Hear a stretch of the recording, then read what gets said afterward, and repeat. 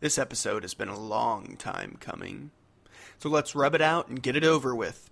Prepare your mind for stimulation, because we're going to talk about everybody's favorite subject, masturbation.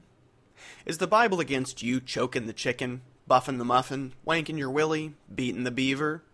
One of the most commonly cited biblical passages on this issue is the story of Onan. No, not the story of "Oh, you 50 Shades loving fappers." In Genesis 38, 2-11, we find the delightful and family-friendly tale of Onan. After his brother dies for being evil in the sight of the Lord, Onan's father Judah instructs him to go sleep with Tamar, his dead brother's wife, and perform his duty as a brother-in-law by getting her knocked up. Finding this whole arrangement in somewhat bad taste, Onan goes in to bang his dead brother's wife, but at last executes one of the earliest known pull-out moves and spills his seed. God becomes royally upset by Onan's refusal to impregnate his dead brother's wife, and so decides to strike Onan dead on the spot.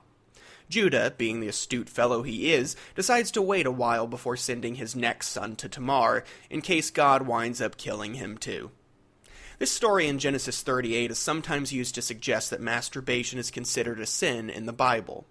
Onan takes it out and tosses off on the ground instead of using his dead brother's wife as his rightful sperm receptacle. The moral of the story: God won't kill kittens every time you masturbate, but he might just kill you. Is this really what the passage teaches, though? Deuteronomy 25, 5-10 sets the standard for one's duty as a brother-in-law. When brothers live together and one of them dies and has no son, the wife of the deceased shall not be married outside the family to a strange man. It shall be that the firstborn whom she bears shall assume the name of his dead brother, so that his name will not be blotted out from Israel. If you're not comfortable with knocking up your dead brother's wife and being reminded of it every day for the rest of your life when you call your child's name, then your sister-in-law is obligated to spit in your face and remove your sandal in front of all the elders, and your name will be shamed henceforth. In Genesis 38, Onan not only disobeys his father, but he violates a specific command given by God to ancient Israel. Yet rather than letting the community deal with it, God chooses to murder Onan because reasons. The Bible is pretty strict with its family values.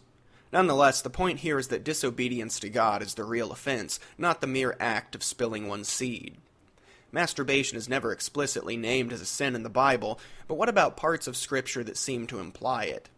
Jesus famously teaches in Matthew 5:27-28 that even to look lustfully at a woman is to commit adultery with her in your heart. As many have observed, it's kinda hard to imagine masturbation working well without lust. The spirit is willing, but the flesh is weak and all that. However, the Greek root gune for woman can also be translated as wife. In fact, the form of it that occurs in Matthew 5:28 is translated as wife everywhere else in Matthew's Gospel. And then there is the more immediate connection that wife has to adultery. Additionally, there's the question of what it really means to lust after someone. The Greek word used in Matthew is the same as the word used for covet in the 10th commandment of the Greek Septuagint. Those familiar with the 10th commandment and with ancient views on adultery will know that both concern the purposeful taking of something that is not one's own, rather than simply having a desire. Deuteronomy 22 commands death for sleeping with a married woman, for sleeping with an engaged woman, or for raping an engaged woman, but a man who forces himself on an unengaged virgin is only to pay off her father and marry the girl, for he has violated her. There is nothing said on an unengaged woman consensually sleeping with a man.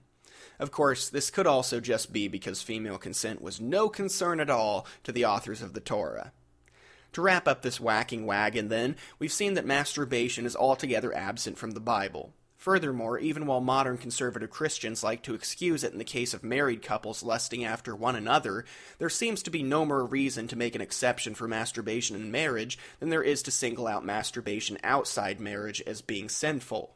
There just isn't anything in Scripture to condemn petting the kitty, bashing the bishop, flicking the bean, or polishing the old family jewels. So Christians and non-Christians, let us put aside our differences and all come together, for an important part of loving others as yourself is first learning to love yourself.